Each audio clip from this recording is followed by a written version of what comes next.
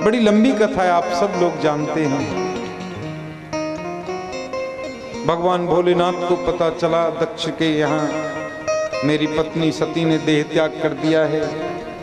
वीरभद्र को प्रकट किया और भेज दिया। वीरभद्र ने यज्ञ विध्वंस किया। पंडित जी की दाढ़ी मूछ नोच ली। दक्ष प्रजापति का सिर इधर से अलग कर दिया। देवता प्रार्थना करने के लिए आए। भगवान भोलेनाथ तो आशुतोष हैं। आशु शीघ्रम तुष्यति ते आशुतोष है, जो जल्दी प्रसन्न हो जाए उसकी को आशुतोष बोलते हैं। स्वयं पधारे, यज्ञ प्रारंभ कराया। बोले जजमान के बगैर यज्ञ कैसे हो?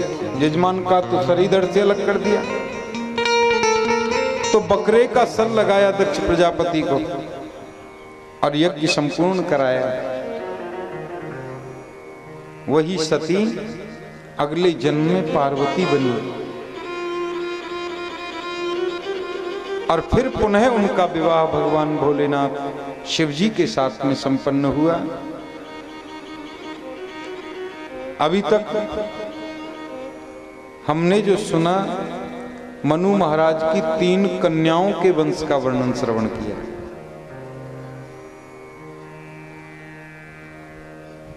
मनु महाराज के 2 पुत्र भी हैं, प्रियव्रत और उत्तानपाद।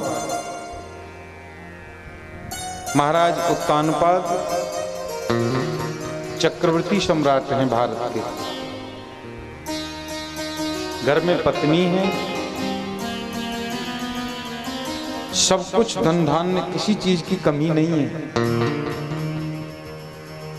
लेकिन ये मन कहां पर पटक लगा दे कुछ भरोसा नहीं।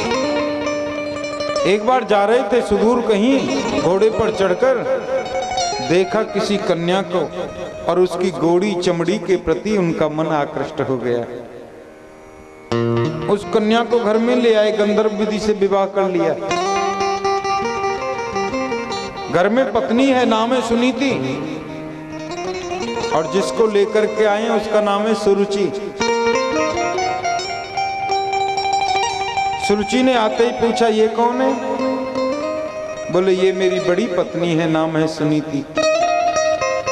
अब वो बोली एक म्यान में 2 तलवार तो रह नहीं सकती, या तो घर में इसको रखो या मुझे रखो। छोटी पत्नी के प्रति ज्यादा आकर्षण होने के कारण अपनी गर्भवती पत्नी सुनीति का त्याग कर दिया, घर से निकाल दिया। गांव के बाहर एक झोंपड़ी बनाकर, कुटिया बनाकर रहती है सुनीति।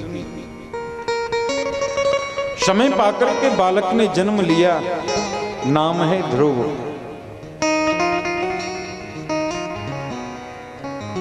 ध्रुव जैसे ही थोड़े से बड़े हुए, बाल गोपालों के साथ खेल रहे थे मित्रों के,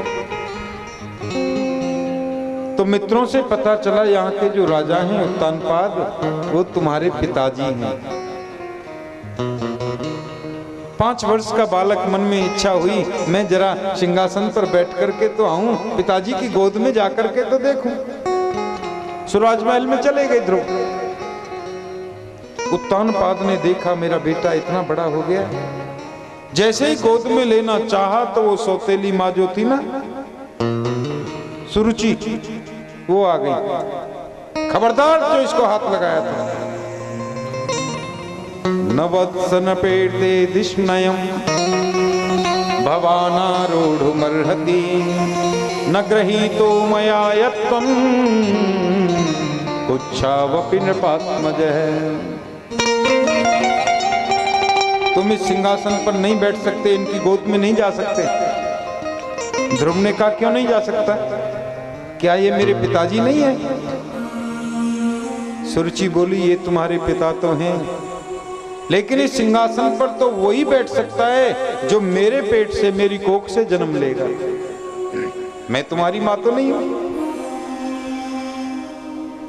इस सिंहासन पर बैठने के लिए जितना इनका पिता होना आवश्यक है, उससे कहीं ज्यादा मेरा माता होना आवश्यक है। खबरदार जो सिंहासन की तरफ बढ़े भी।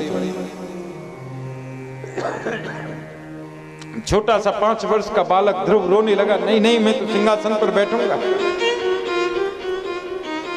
सुरुचि ने डांट लगाई, बहुत शौक है सिंहासन पर बैठने का, बड़ी इच्छा होती है, जाओ भगवान का तप करो जंगल में जाकर के,